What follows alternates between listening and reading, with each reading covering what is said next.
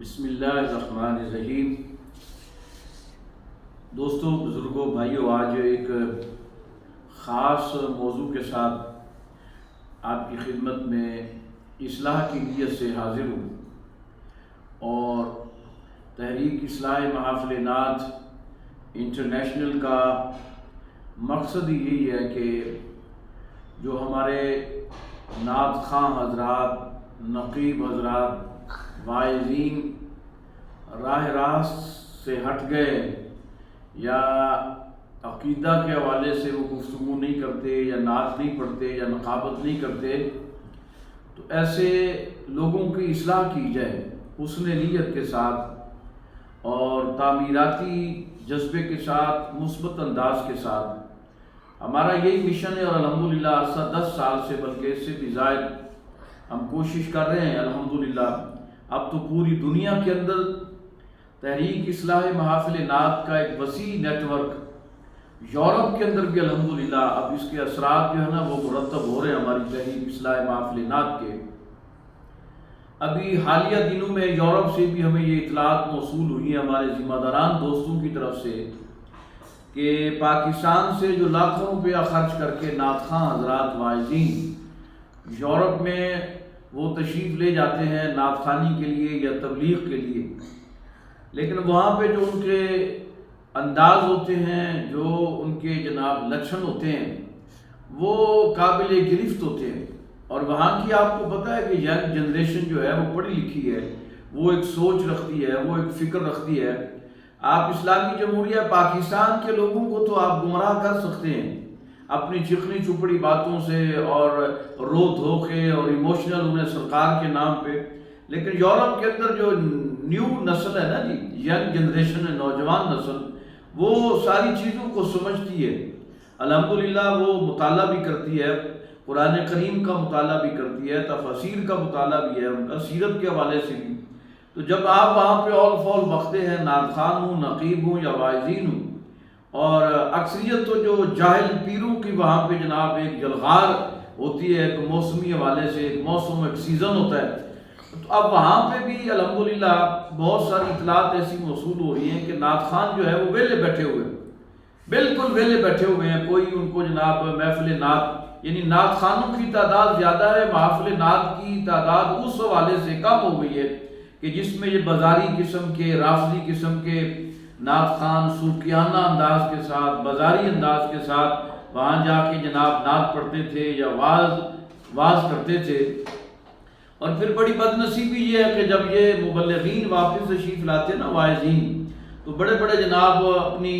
Welcome کے جناب پاکستان آمد کے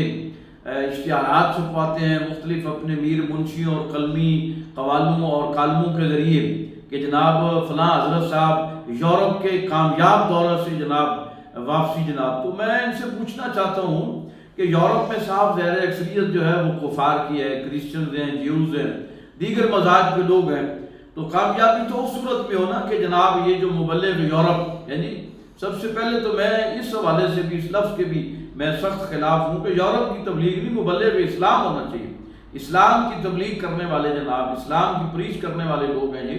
یورپ کی تبلیغ ہے، اصل میں یہ لفظ ہی غلط ہے۔ تو اس پہ تو کبھی انشاءاللہ میں بحث کروں گا انشاءاللہ گرامیٹیکلی، لیکن سب سے پہلے میں یہ عرض کرنا چاہتا ہوں، ان سے بندہ پوچھے کہ بھئی آپ یورپ گئے تھے، آپ نے وہاں کتنے کافروں کو مسلمان کیا، کتنے ایسے ناہنجار لوگ تھے راہ راست سے بھٹکے ہوئے تھے، آپ نے ان کو مسلمان کیا ہے۔ کامیابی تو تب ہونا کہ جناب پتہ چلے کہ آپ یورپ سے واپس آئے ہیں اور آپ 200 کافروں کو، عیسائیوں کو، یہودیوں کو آپ نے دائرہ اسلام میں داخل کیا ہے۔ لیکن صاف ظاہر ہے کامیابی یہ ہوتی ہے کہ جناب اچھے خاصے پاؤنڈ 10 لاکھ یہاں سے خرچ کر کے گیا تھا، تو جناب 30-40 لاکھ روپیہ میرا جناب بنا ہے، میں وہ کما کے آیا ہوں۔ اور نعت خوانی کے حوالے سے بھی یہی ہے۔ اب دیکھو نعت خوان یورپ جاتا ہے، یعنی بڑی عجیب بات ہے کہ جو لاکھوں روپیہ خرچ کر کے جاتا ہے نعت خوان، کیا وہ تبلیغ کرنے جاتا ہے؟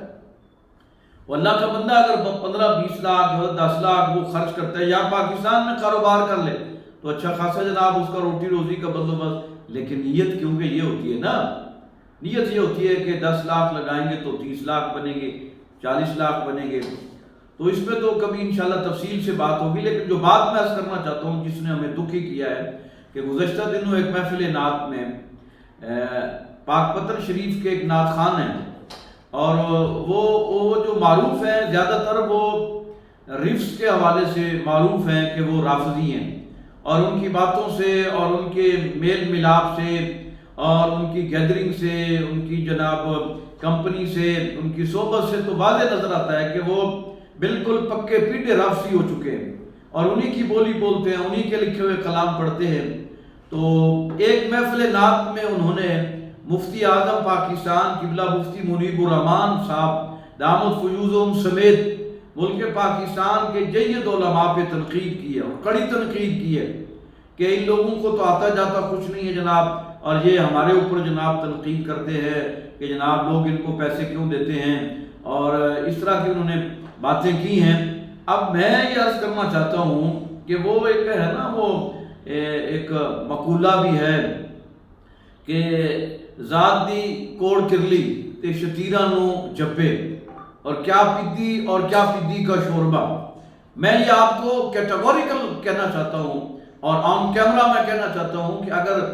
اس محترم نعت خان شہباز قمر فریدی صاحب کو بٹھا کر اگر ان سے پوچھا جائے کہ بھائی بتائے ایمان مجمل کیا ہے، ایمان مفصل کیا ہے، اور غسل کے فرض کتنے ہیں، نماز کے فرض کتنے ہیں، یقین جانیے مجھے یقین ہے اور پکا یقین ہے کہ یہ نہیں بتا سکے گا۔ ساری زندگی جو سرکار کے نام پہ کھاتا رہا، سرکار کی نعتیں پڑھتا رہا، لیکن شریعت سے بہت دور ہے،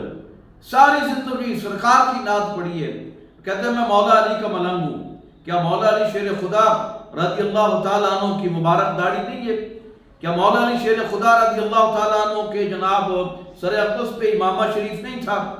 حضور نبی کریم صلی اللہ علیہ وآلہ وسلم کی مبارک جو سنت ہے، یہ اللہ کا نیک بندہ یہ اپنے چہرے پہ وہ تو سجا نہیں سکا،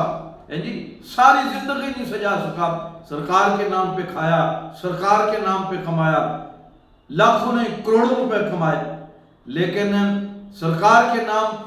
کا جو پیغام ہے اور سرکار کا جو مشن ہے اس کو نہیں اڈاپٹ کر سکا۔ اس کا مطلب کیا ہے؟ اس کا مطلب کیا ہے؟ دھندا مندہ اور چندہ۔ تو بھرپور طریقے سے ہم نے تحریک اصلاح محافل نعت انٹرنیشنل کے پلیٹ فارم پہ باقاعدہ طور پر اس کے خلاف ہم نے بائیکاٹ کی مہم شروع کر رکھی ہے۔ میں تمام جید علماء سے، بانیان محافل سے اور اہل سنت و جماعت کے صحیح العقیدہ،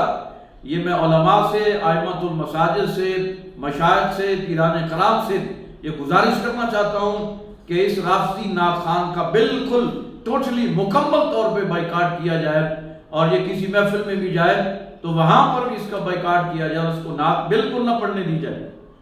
خدا کے واسطے آج یہ علماء کے جناب گریبانوں تک اس کا ہاتھ پہنچ گیا،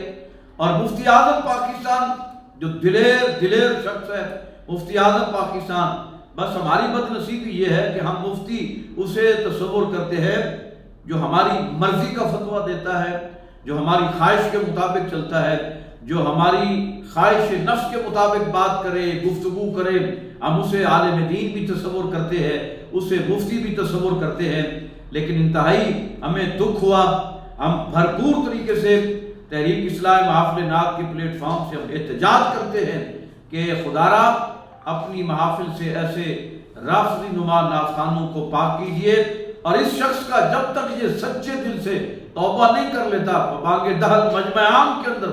یہ نہیں ہے کہ غلطی آپ مجمع عام میں کریں اور توبہ کسی بند کمرے میں آپ بیٹھ کے کر لیں، نہیں، مجمع عام کے اندر اس کو توبہ کرنی ہوگی کہ مفتی منیب الرحمان صاحب سے معافی مانگنی ہوگی اور علماء سے معافی مانگنی ہوگی۔ اس وقت تک اس کا بائیکاٹ انشاءاللہ اہل سنت و جماعت کے پلیٹ فارم سے، تحریک اصلاح محافل نعت انٹرنیشنل کے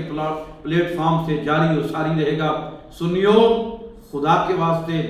ایسے بازاری سوکیانہ انداز کے ساتھ پڑھنے والے رافضی نعت خانوں، نقیبوں سے اور پیڑوں سے اپنی جان چھڑاؤ، اور صحیح العقیدہ جو جید علماء ہیں، مفتیان کرام ہیں، ثناخان رسول ہیں اور خطبہ حضرات ہیں، ان کو پریفرنس دیجئے، ترجیح دیجئے، انہی کو سنیے، انہی کو عزت اور احترام سے نوازیے۔ اللہ کریم ہم سب کو ہم سب کو صحیح معنوں میں اپنے عقیدے کی حفاظت کرنے کی توفیق عطا فرمائے۔ السلام علیکم ورحمۃ اللہ وبرکاتہ۔